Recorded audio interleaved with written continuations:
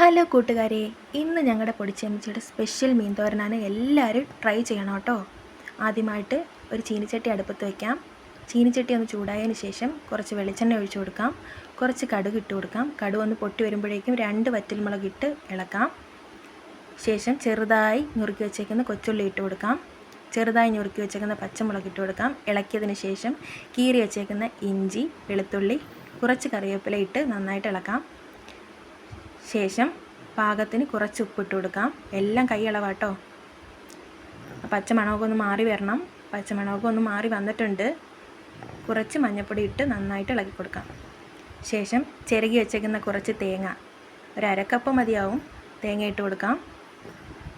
ശേഷം കുറച്ച് ഉലുവാപ്പൊടി ഇട്ട് നന്നായിട്ട് ഇളക്കാം.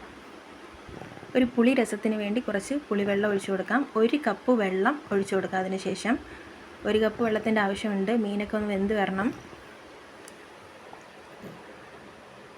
ശേഷം ചെറുതായി ഒന്ന് ഇളക്കി കൊടുക്കാം. അരപ്പൊക്കെ ഒന്ന് വെന്ത് വരണം. ഒന്ന് തിളച്ച് നന്നായിട്ട് വരണം. എൻ്റെ വീഡിയോ ഇഷ്ടപ്പെട്ട എല്ലാവരും ലൈക്ക് ചെയ്യണം, ഷെയർ ചെയ്യണം, സബ്സ്ക്രൈബ് ചെയ്യണം.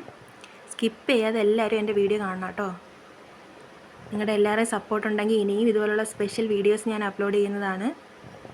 എല്ലാവരുടെയും സപ്പോർട്ട് ഉണ്ടാകണം. അരപ്പൊക്കെ ഒന്ന് തിളച്ച് വരുന്നുണ്ട്. നല്ലൊരു മണമൊക്കെ വരുന്നുണ്ട്. ആ ഇഞ്ചിയുടെയും കറിവേപ്പിലയുടെയും ഒക്കെ ഒരു മണം, പ്രത്യേക ഒരു മണം വരുന്നുണ്ട്.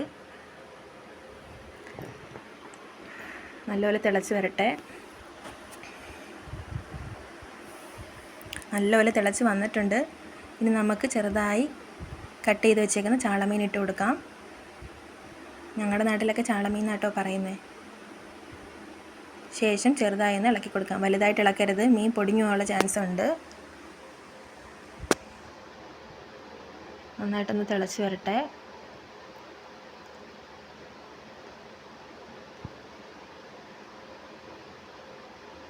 ചെറുതായിട്ടൊന്ന് ഇളക്കി നല്ലൊരു മൂടിയുണ്ട്. ഒരു 10 മിനിറ്റ് നമുക്ക് വേഗം വെക്കാം. 10 മിനിറ്റ് ആയിട്ടുണ്ട്. മൂടി മാറ്റി നോക്കാം. വെള്ളം എല്ലാം വറ്റി നല്ല സെറ്റായി വന്നിട്ടുണ്ട്. നല്ലൊരു പ്രത്യേക മണം വരുന്നുണ്ട്. നമുക്കൊരു വാഴയിലേക്ക് മാറ്റി കൊടുക്കാം.